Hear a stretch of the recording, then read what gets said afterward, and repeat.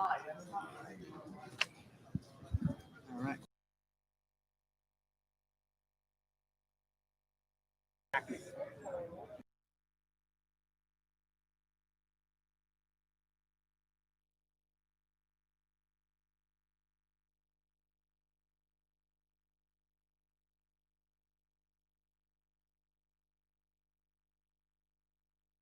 Have I been on mute the entire time? Oh, that's what's been going on. Well, all right, that's good because we're going to start right now. Here we go.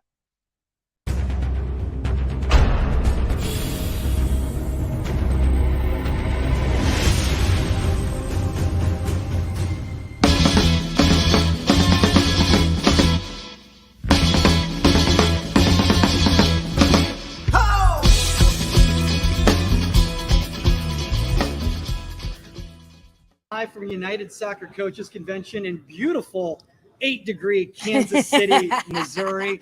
I'm Michael Magid. With me, 99 World Cup winner Saskia Weber, and we are joined by a literal legend today on the show. We have Dr. Joe Machnik, who honestly you could probably say was one of the founders of modern goalkeeping. Like Dr. Joe, you've literally been around the game and seen the evolution of the game from, my gosh, from the camps to the way the game is now done with, game realistic training. It's pretty incredible. Thank you. I'm the great grandfather of goalkeeping in America.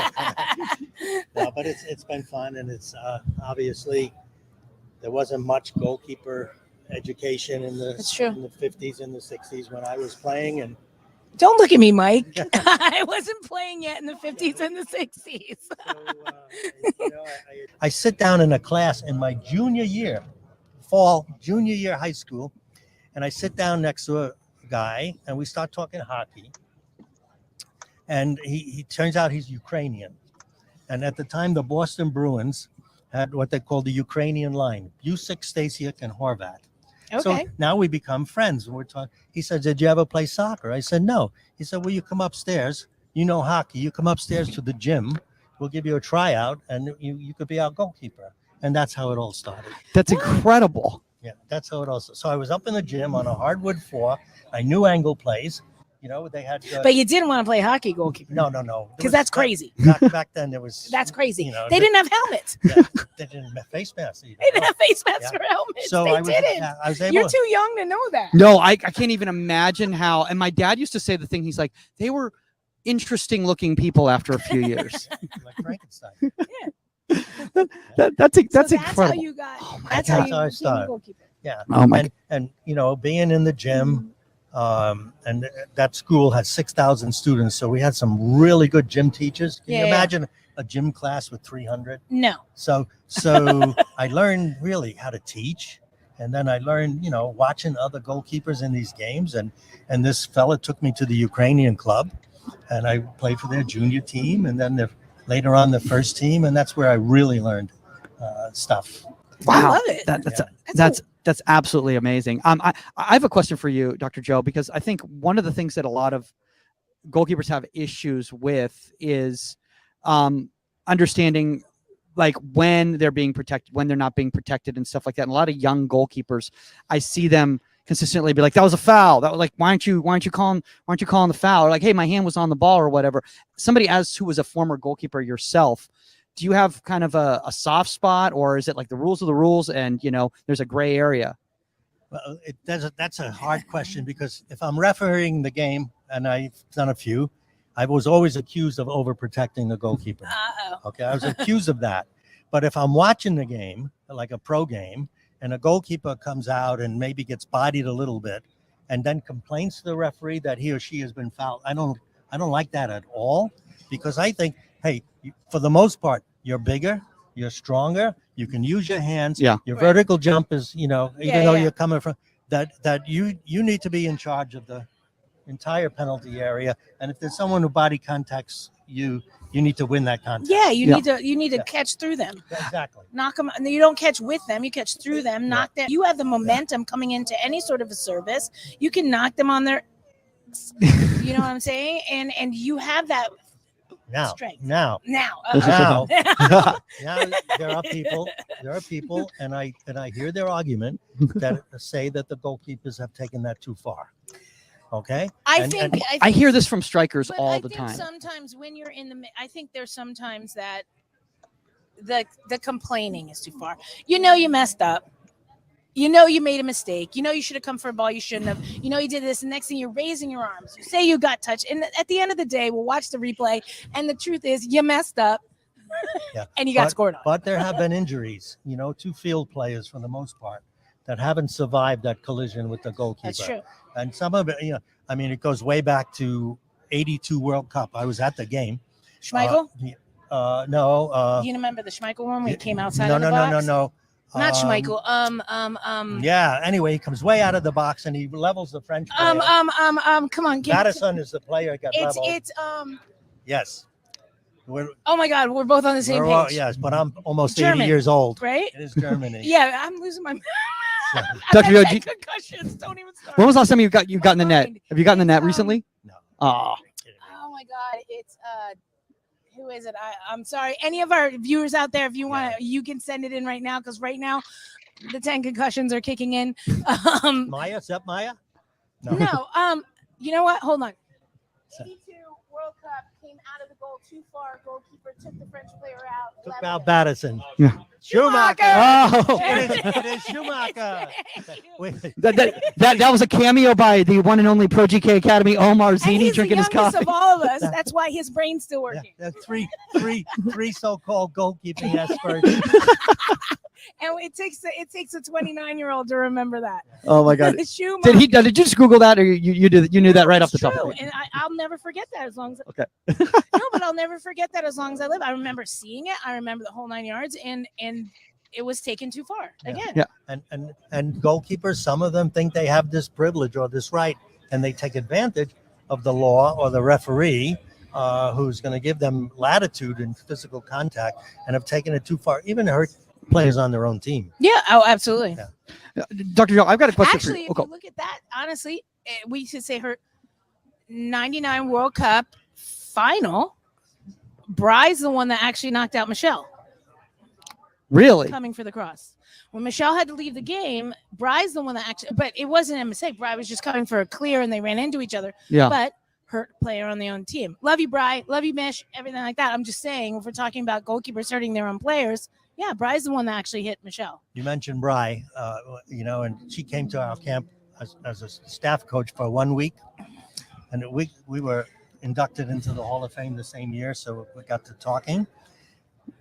By far, she was the best athlete of all of the staff coaches. I'm talking 5 or 6 that were playing first team MLS. Okay. Yeah. That's how Yeah, it's ridiculous. sound she was. I mean, That's put her in the unreal. demonstration. It was just, and I wanted to say that in my speech. When I, sometimes you get up there and you just don't remember what, but Yeah, so remember she- that when people she- ask me why I sat behind her for 10 years. she was some athlete. She absolutely God. incredible athlete, and so proud to have played with her for so long. 1 and 2, absolutely. Dr. Joe, I got a question actually, speaking of that, because athletes, and Saskia, I'm sure you can attest to this, that, as the game has been evolving, the athletes have been getting better and better and better that have been playing in goal. I mean, the joke used to always be, The fat kid goes in goal. yeah, or in Brazil, the joke used to always be, and now obviously you can see the difference with with Ederson and Allison and everything like that, was that if you couldn't play soccer in Brazil, you were the goalkeeper. Exactly. Why do you think the better athletes are now being attracted to the position and entering that phase? Really good question, and I haven't given that one much thought, but I think the rewards are great, and regardless of how good the team is, you're not a good team unless you have a good goalkeeper. That's right. Yeah. So goalkeepers are meeting the challenges, but there's also obviously big financial gain for the professionals that that walk on the field and you pretty much say they can win a game for you. Yeah. So and you could take the training is hard. Yeah. There's no doubt about that.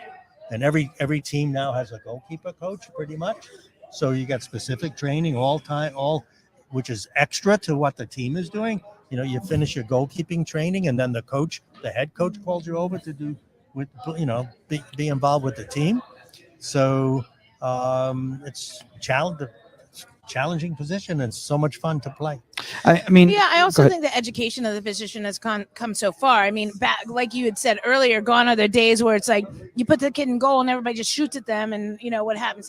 Now there's a real understanding, you know, albeit because of what you guys developed and where you came from of the position and with the evolution of soccer, and with that. You have to be an athlete to play that position. You Yeah. have to be a well-rounded soccer player, period. You have to be good with your feet, your hands. You have to be good distribution. You have to have an understanding for the systems that are being played in front of you, against you, as well as your system. And you're a natural captain. So it's But hold on. Back then, goalkeepers were never the captain. no, they Okay, always because they weren't Really? the team. sit in the back, shut up. Yeah. And Really, You would never see a goalkeeper captain. really. Okay, that just shows you where the position is come, how Absolutely. the game has changed. Now often the goalkeeper is the captain. Yeah, and, you know, and like I think one of the things too that I've been recognizing as well too is that because the goalkeeper is now more integrated into the team, the players listen to the goalkeeper more than I'm sure that they used to in the past. Because, you know, we used to always talk about communication, you know, be clear, concise, and direct. But if you don't have the trust of the team because they don't think that you know what you're talking about, it's gonna be very difficult for them to listen to you. And now, yeah, They have to play differently. If they don't trust you, Yeah. they can take risks going That's the right. other way. So, That's right. so I mean, look at how many teams are pushing forward now. Yeah, and they're not playing through you, and they're having to drop your center back. You know, you've got a problem moving forward in the game today as a team. Like, you know, if you're playing a three back, that was unheard of back when I played. 3 defenders. What are you talking about? I need everybody back here. well, everybody's going up the field now. Well, but that that was, in my opinion, that's the evolution of the game because the goalkeeper is evolving as well. Yeah. So technically, you have a 4-back because your goalkeeper is that other person, so you can play a 3-back. But that was unheard of back in the day. Period. I have a question in regards to that because the modern game is so, and I know a lot of people don't like the term the modern game, but the game the way it is today, a lot of it is played with such a high line. Does that change the way you officiate the game than how you used to? You mean a high line for the defenders? Yes. Obviously, counterattack, you know, is a big part of the game. And earlier today, I did a podcast. And for a couple young referees, and they showed me some of their video clips. Okay? and one of them was on a play that the referee had to decide penalty kick or corner on a counterattack that started on the other side of the field. So quick pass, and the referee didn't start running until it was too late. Right. So he started 30 yards behind the play, but by the time the challenge was made, he was already 40 yards. Did he raise his flag? It wasn't the assistant; it was a referee. No. Got you. You know, so he had he got criticized for not calling a penalty and giving a corner, but he was never in position. So fitness today, for the referee is incredible. I mean, not only the total distance that you run, but the sprinting to catch up because the game is so fast, and the counterattack is such a big part of it because so many players are going forward. I mean, I just think about that. Like if a team just sits back, it's sure going to be a lot easier as the referee to just be kind of jogging around, trotting. It's still what 5 to 8 miles that you're putting in during a game as a center midfielder. Like so, imagine what the referee's putting in. Some referees clock 9. Yeah. So you're saying if you want to stay fit as you get older, just become a referee. Become a referee. I'm not gonna lie. I got asked. I just say play on, so I can't be a referee. Before the pandemic, I got asked by somebody to come out and do some reffing, and I afterwards I was like, please don't ask me to do this again because people talk about goalkeepers getting verbal abuse. Oh my gosh, man. I would say, what do you think some of the best changes are, like rules wise, that are helping the game? And I know that's a big blanket statement, but the game is really still the game. The changes have been small. The best one is where benefit of doubt is going to the attacking player on an offside decision. So in the past, even was off. Right. Now, even is Yeah. on, Yeah. and there's a movement afoot that they want to make it even more so that you're not going to be called offside unless there's space between you and the Right. second to last defender. So I think that's a really, really key rule. You know, we've talked a lot about laws. This organization, United Soccer Coaches, is 80 years old. This is the 80th convention. This is the first convention that I know of where there's a referee component. Seriously? Yes. Wow. Wow. So Were you involved? Was that had? 2 years ago at the AGM of U.S. Soccer, where SC Bahamas was awarded the Warren Africa Award as a builder. Lynn Burling Manuel, executive director of this organization, Yeah. came to us both and said, how can we get referees involved in the convention? And we put together a program. Last year it was shelved because the convention went virtual. But this year it's running, it starts tomorrow. And it's 2 days, tomorrow and Saturday, full days with field sessions. Nice. Okay. And we have 177 referees registered. So we think That's it's amazing. fabulous. Wow. We got I can't believe it took that long. Howard Webb is doing a presentation. Brian Hall is doing a presentation. SC Bahamas is doing. Christina Uncle, okay, yeah. on CBS Sports. She's doing a presentation. And SC and I are the hosts. You know, it's really interesting that you say that because it's such a major component of the game. I mean, and I'll be honest with you, I think one of the problems that happens a lot of times is that we, for lack of a better term, we discount how important it is as coaches, as players, because we look at it more as a negative that there's rules as opposed to the positive, because otherwise there'd just be chaos. Yeah, There'd be and no there's a structure. There would be chaos. Yeah. There's a major disconnect between referees and coaches and players. And you look at what's happening, not only in soccer, but in all sports, about the disrespect that's shown, to referees from players, from coaches, from spectators, from parents. And it's becoming a big problem. It's led to a referee shortage in all sports. Yeah, I mean, because you're damned if you do and damned if you don't.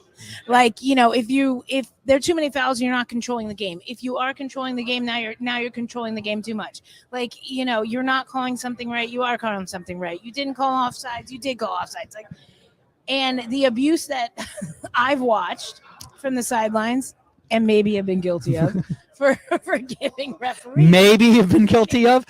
Hold on, we've seen you live on television. I'm very quiet. You should see some of these in the last couple of years, the UCLA games. No, but unless something is really obvious, I don't get off my seat. But no, but I get that, and I get, like, if somebody said to me, "Do you want to become a referee?" I'd be like, "Absolutely not." No, Like, no. like, No. You have to be a strong. People think I'm crazy to be a goalkeeper. I think you're.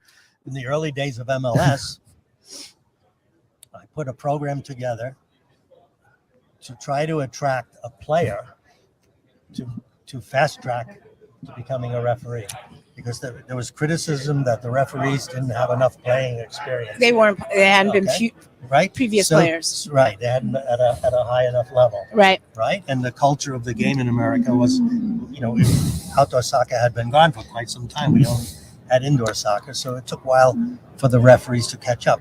But we had a program where the referee was going to be salaried to start as a grassroots referee, and the federation was going to fast track him.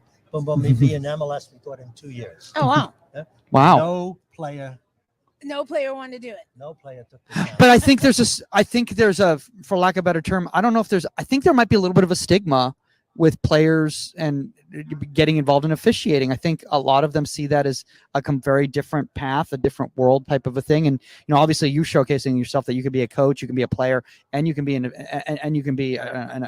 official, and give back to the game all those ways, and I used to get Anna Turi over there, obviously, who I'm sure you've met before, is a young goalkeeper who's been following an officiating path at the same time. Yeah, no, it's too bad though. I mean, Yeah, it is.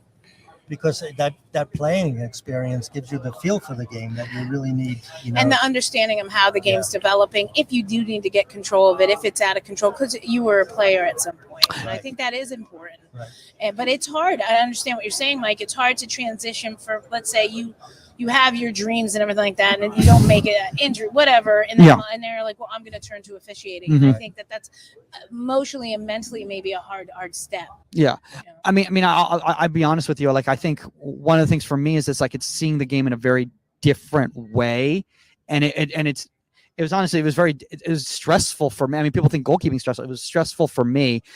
I can't imagine what it's like to be an official who's never played the game. No, it's impossible. Yeah, yeah. But they're out there. Yeah. But it's, you know, and God bless them, but because we need all the officials we can get, but it's a terrible challenge for them. Yeah.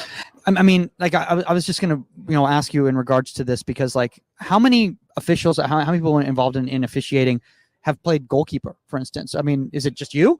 Like, I mean, you're the only ref in the world. It's like all FIFA refs. Everyone just goes to Dr. Joe. You know, that question, you could also say how many goalkeepers really became head coaches. Oh, there's a question for you. Yeah. Yeah. You can't be the head coach because you only were the goalkeeper. I don't know the answer to that, but That's true, though. yeah, That's true. I mean, I want to ask you this, Dr. Joe. Obviously, one of my favorite rules that's happened in the game, recently is the goal kick rule. I love that because I feel like it really allows, young players to learn how to build better, as opposed to, I mean, obviously there's the build out line as well too. I think that's a really great rule in the younger game. Was this a discussion you all had in the officiating world before this became a rule, or was it just something that kind of came to you all and now you started working with it? I was not involved in certainly the laws of the game come out of Switzerland with FIFA and then IFAB, the organization that. Well, don't humble yourself that much. I mean, every time I turn on Fox Sports, they go to you. So Actually, I wish they would. I'm like, is he there? I'm like, is he there? Where is anytime there's a questionable call, they go, where's Dr. Joe? Call Dr. Joe. But no, it's great for development of players. Mhm. Obviously, playing out of the back. We have an issue also with concussions in soccer. That's a good point. And so the long goal kick, the long goalie punt, leads to head-to-head contact or collisions where one player falls to the ground, hits their head or her head on the ground, or there's an elbow, right? So this I didn't even think of that. this minimizes some of that.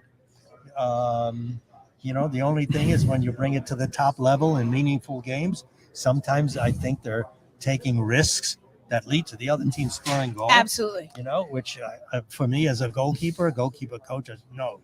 I mean, why you work so hard and then build the opportunity for the other Absolutely. team? Absolutely. So- And they're just standing there baiting you, waiting for you to do it. And next thing you know, Yeah. then it's in the back of the net. I mean, speaking of rules, though, that's my concern is that we're developing these football robots that think that they have to play this certain way. Young kids take things so literally, as No, but I Saskia think always that says. I think we're putting rules into place for a higher scoring game because it's aesthetically pleasing. Yeah, because So- you're giving self goals. Yeah, because you're giving your own goal. Yeah, you're building out of the back when you really shouldn't Yeah. be because the ball's been in your half for the past 10 minutes. So No, clean house. Well, I mean, I always tell Dr. Joe, I always tell my younger players, like, you need to know the strengths of your own teammates. Like, and just because conceptually this is the right play, it doesn't mean that it's going to be No, the right play in that game for you. I agree 100%. absolutely. I want to talk about this because I think a lot of young coaches out there, they don't really know how to teach the rules of the game. They know technique, they know tactics, but when we're talking about the foundational ages, 7, 8, 9. I mean, how many times you see parents screaming on the sidelines going like, you're not allowed to do that, blah, blah, blah. It says in Article 37-4, he's not, why is he? And then they have to go, well, the game is different at the U9 level than it is at the blah, blah, blah. So, what advice do you give to like maybe parents or young coaches out there to help these kids learn the game in a fun way, that's going to be comprehensible for them, because there's a lot of information at the younger ages. One of the sessions that we're having at the referee session that I just talked about is refereeing youth soccer. And we brought in representatives from AYSO, from US Club, from Say Soccer, and United USYS. And we had a conference call because I wanted them to address all of these issues you're talking about, even also the use of sin bins, which yellow Yeah, card, yeah. 2-minute penalty in play. So you have all kinds of different rules at the youth game, because the youth game is not about developing referees to be going to the World Cup. The youth game is about developing players to play. Right. So it's got to be, for the most part, child focused. And so the parents are missing the boat if they're on top of the referee. And I think that is the problem, is that a lot of the youth parents out there think that the referees are there for wins and losses, as opposed to it is a developmental league. It's a developmental league. I love that term, because I feel like I'm in timeout. Like, are they, it's like ice hockey. Yeah, it's in the rule book, actually. The FIFA laws of the game, you're allowed to modify the rules for certain levels of game to have the use of sin bins.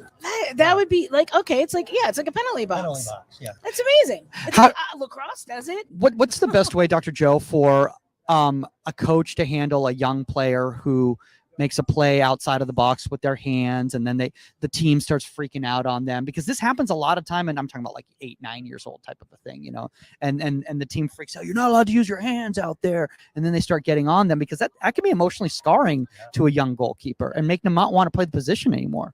I mean, the coach, many of the sessions here are now sports psychology, and Right. and actually the coach is your first psychologist, your first counselor, especially in youth soccer. So that's a situation where they have to, number one, know the rules themselves, but number two, understand children, understand why they play, and how they play, and how mistakes are going to be made, and how to accept those mistakes on a team-wide basis. I mean, we were sitting down, yesterday with a friend of the show, Dan Abrahams, a sports psychologist, and we were talking about the fact of just language and the way that you engage these young players in these moments of, for lack of a better term, failure, not successful, or mistakes or whatever, is going to be so important. So, Absolutely.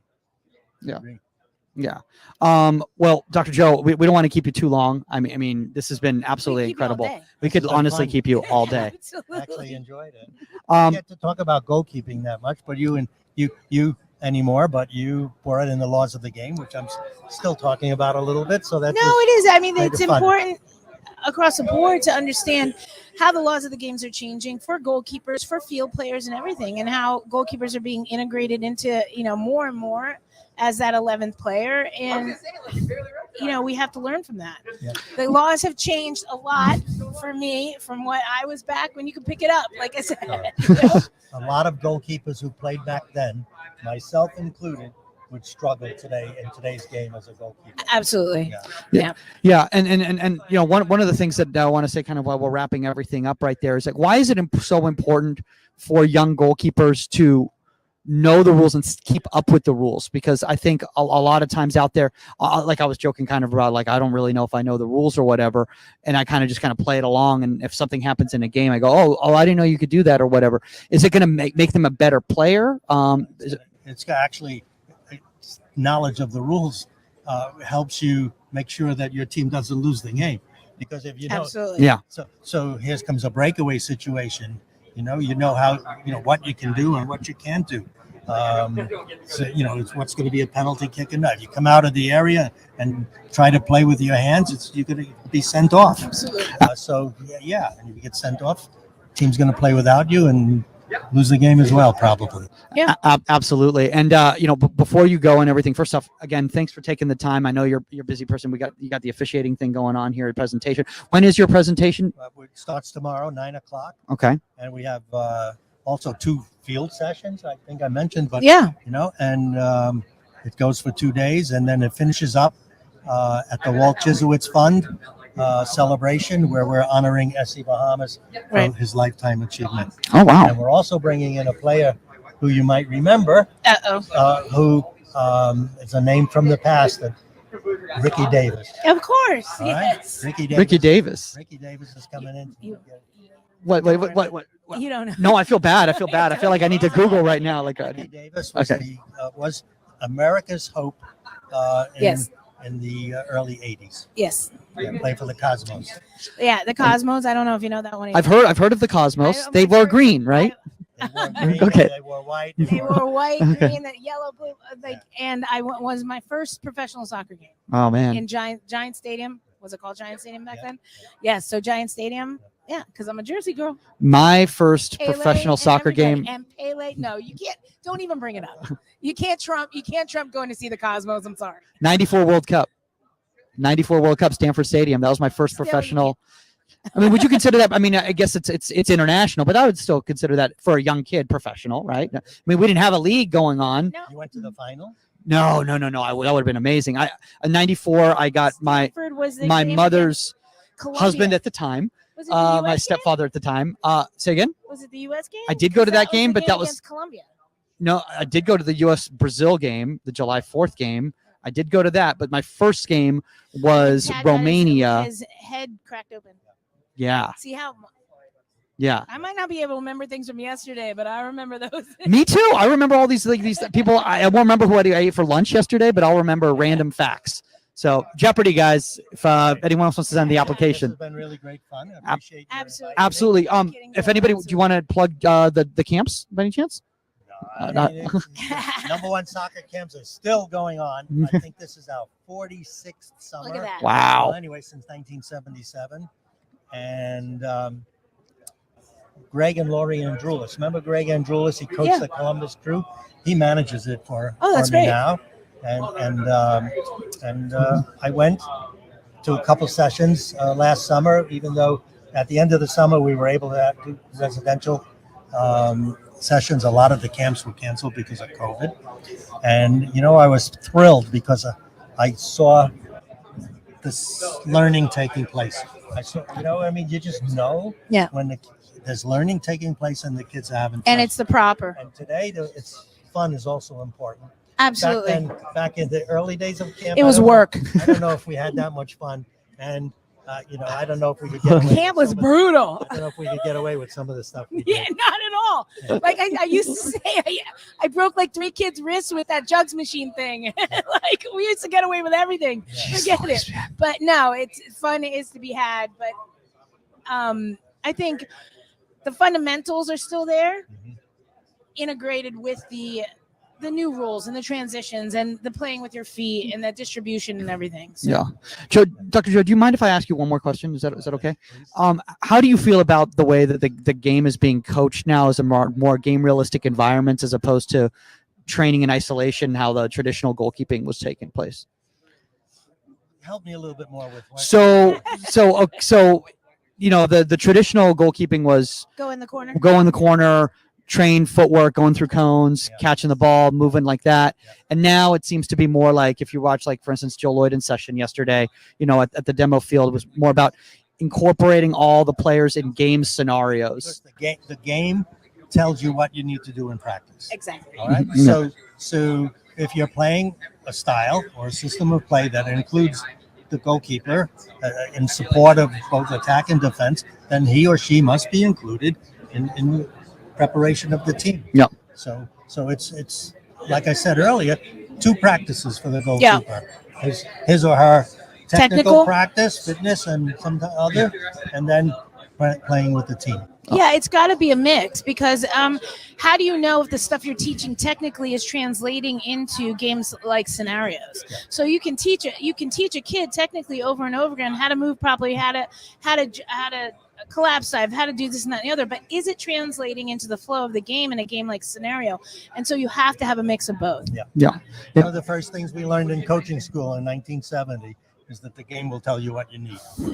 I think Franz Hook said that to us on the show. He said the game is the teacher. That's right. He said the game is the teacher. Well, guys, if you want to learn more about goalkeeping, you can check out the new Union Sports Community goalkeeping community that we got on the Union app. And Saskia, I know people have been, you know, clamoring. So if you guys check it out, a couple days ago we had an episode where you walk through the Union app. Dr. Joe, we're going to have to walk you through it. We're really looking forward to people. It's free and people engaging and communicating with each other. If you have any guest suggestions or topic suggestions, people have been. I honestly was a little intimidated to reach out to you. You had been recommended by people in the past. Hugs. I don't know about you.